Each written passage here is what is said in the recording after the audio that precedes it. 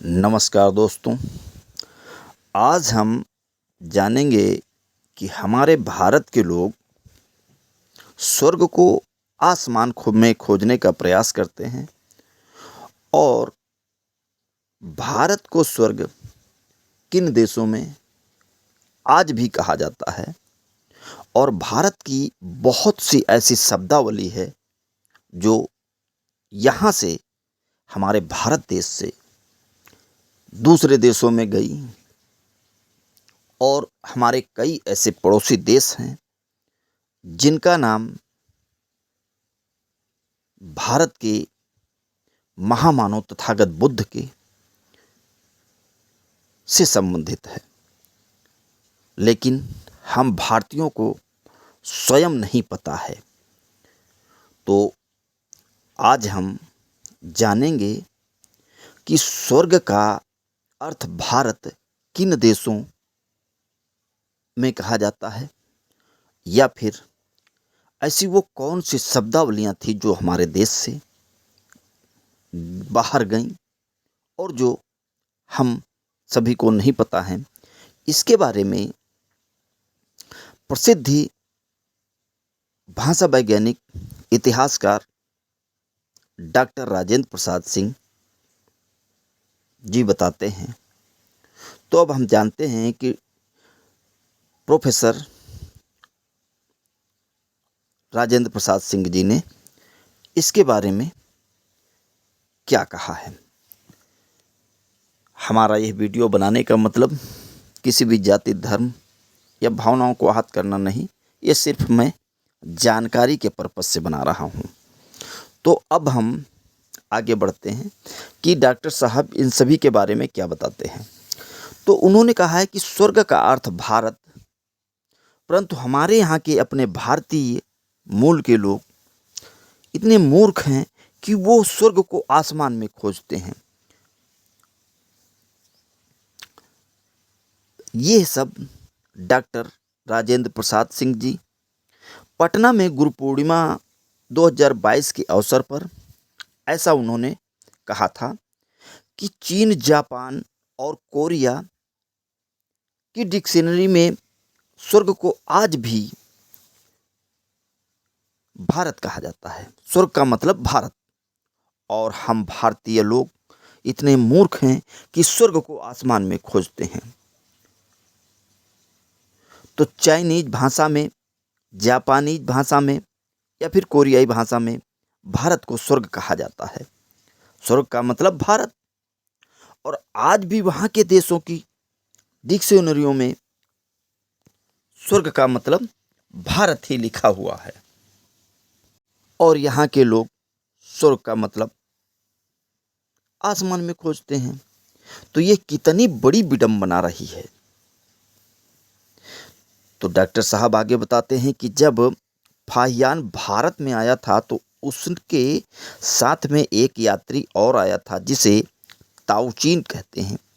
तो जब उस ताऊचीन ने भारत को देखा तो वो देख करके बिल्कुल आश्चर्यचकित हुआ, और उसने फाहियान से कहा था कि अब मैं अपने देश नहीं जाऊंगा, ये कितना सुंदर है भारत देश, और अगर मेरा पुनर्जन्म होता होगा तो मेरा जन्म इसी बौद्ध भारत में हो, वरना मेरा जन्म ही ना हो।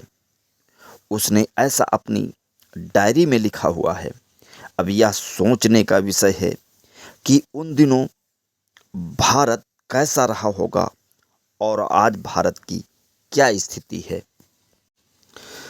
भारत में भूटान की रानी आई थी और उनका बाद में स्टेटमेंट आया कि हम लोगों को भारत ने जो दिया है उसके लिए हम शुक्रगुजार हैं, परंतु हम भारतीयों को ही नहीं पता कि हमने अपने पड़ोसी दूसरे देशों को क्या दिया है। ये बहुत बड़े ही आश्चर्य की बात है। हमारे आसपास के सभी देशों के नाम हमारे हमारे मार्गदाता महामानव तथागत बुद्ध व उनसे संबंधित है, परंतु हम सभी को नहीं पता कि श्रीलंका को सभी लोग प्राचीन नाम जो सीलोन है उसे किसने दिया, या श्रीलंका से पहले उसे क्या कहा जाता था। सीलन कहीं पर भी आप सभी लोग पढ़ेंगे तो यही लिखा हुआ मिलता है कि श्रीलंका का पुराना नाम सीलोन था, सीलन। और यह नाम उन्हें पुर्तगालियों की देन है, परंतु यह सच नहीं है, क्योंकि 7वीं शताब्दी में ह्वेन सांग ने खुद अपनी डायरी में लिखा हुआ है कि श्रीलंका का नाम सीलन लिखा हुआ है। सीलन देश क्योंकि पूरे श्रीलंका में मार्गदाता तथागत बुद्ध के द्वारा बताए गए सीलों का पालन होता था, इसीलिए उसका नाम सीलन देश पड़ा था। और चीन का नाम जो चाइना है वह तथागत बुद्ध के झान शब्द से है, क्योंकि प्रकृति में झान शब्द को बाद में परिवर्तित कर मेडिटेशन बनाया गया संस्कृत के आचार्यों के द्वारा। और जब यही झान शब्द जो है चीन जाता है तो वहाँ की चाइनीज भाषा में वो परिवर्तित होकर के चान बन जाता है। और जब यह तथागत बुद्ध का झान शब्द कोरिया को पहुंचता है तो वहाँ की भाषा में परिवर्तित होकर के सरजान होता है। और जब यही तथागत बुद्ध का झान शब्द वियतनाम में जाता है तो थाई भाषा में परिवर्तित होकर के थेन हो जाता है। और जब यही मार्गदाता बुद्ध का झान शब्द जब जापान में जाता है तो वहाँ पर यह जेन हो जाता है। इसके आगे प्रोफेसर राजेंद्र प्रसाद सिंह जी बताते हैं कि इसी भारतीय शब्द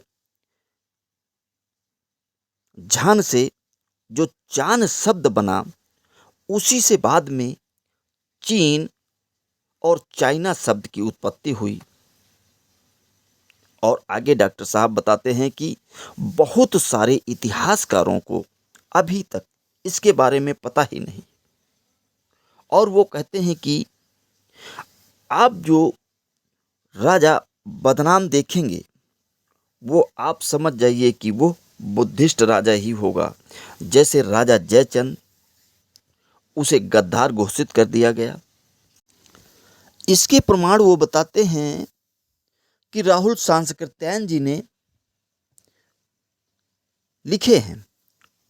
और इसके प्रमाण जब आप सारनाथ के म्यूजियम में जाएंगे तो वहाँ पर आपको देखने को मिलेंगे कि राजा जयचंद की दादी ने सारनाथ में एक बहुत बड़े बौद्ध स्तूप का निर्माण करवाया था।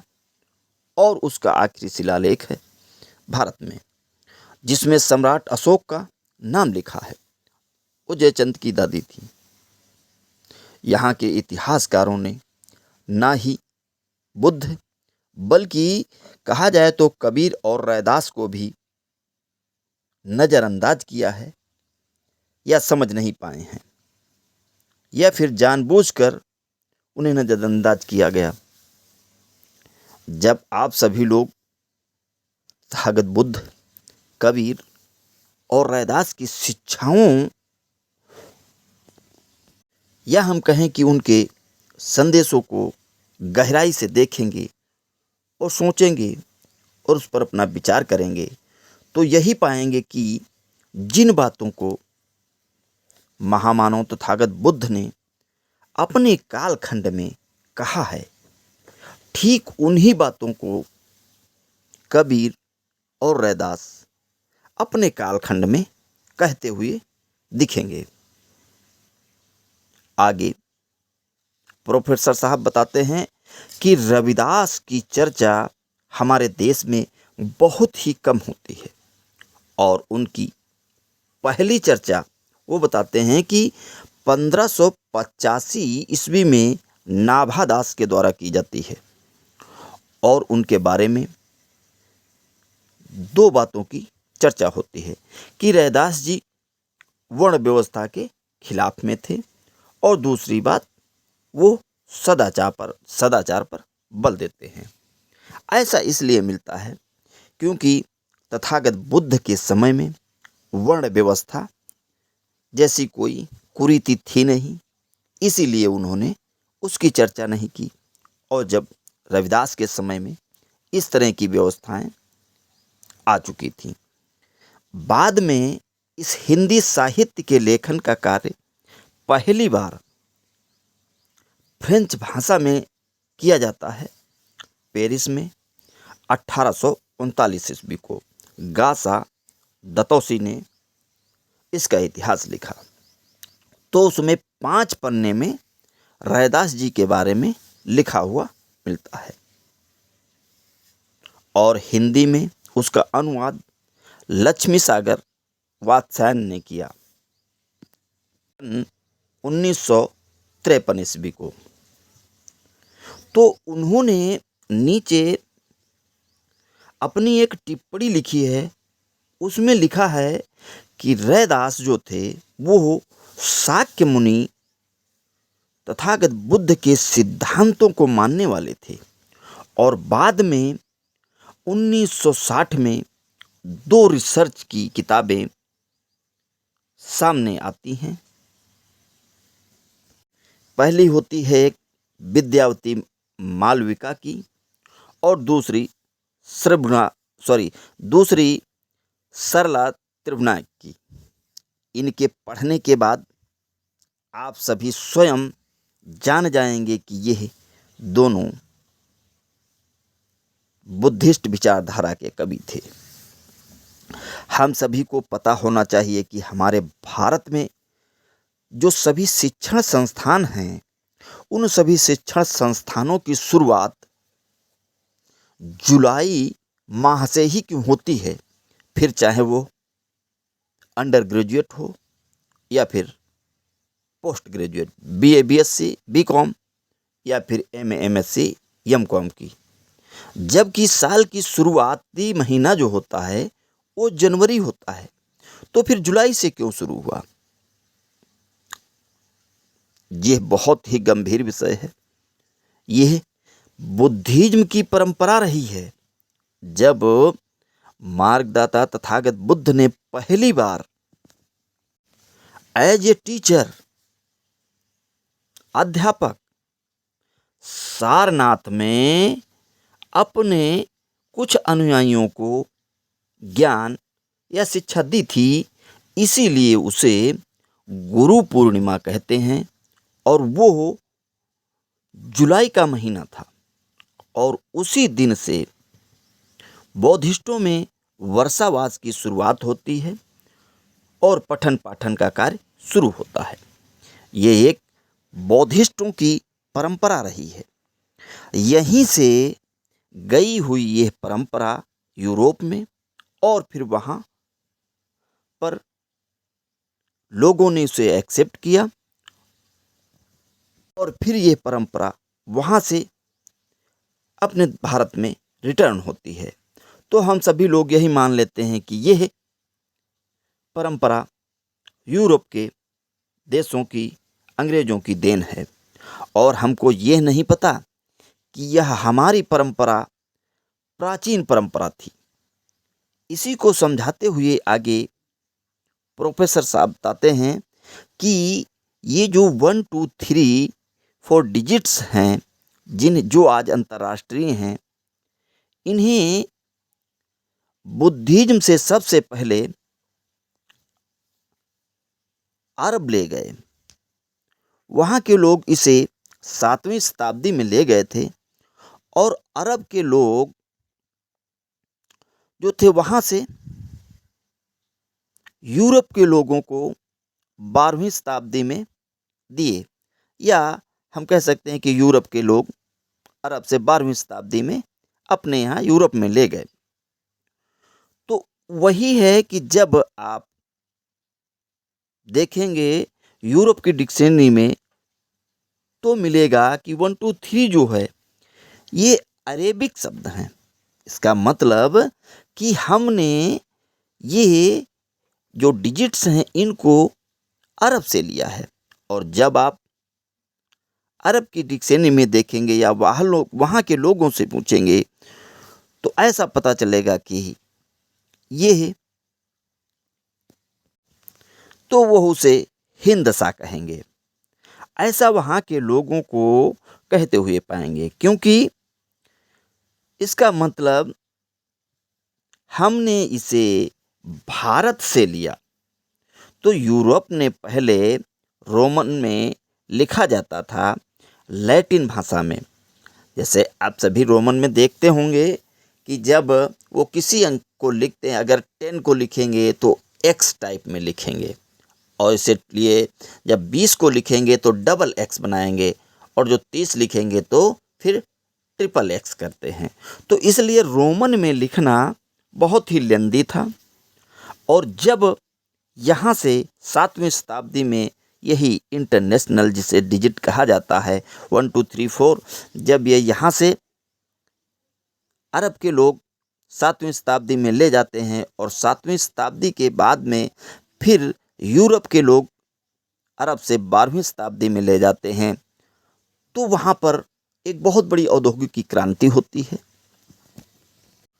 और वही शब्द जब हमारे यहाँ आते हैं तो हम उसे यही सोचते हैं कि यह यूरोप की देन है। आज बस इतना ही, बाकी का अगले एपिसोड में। धन्यवाद।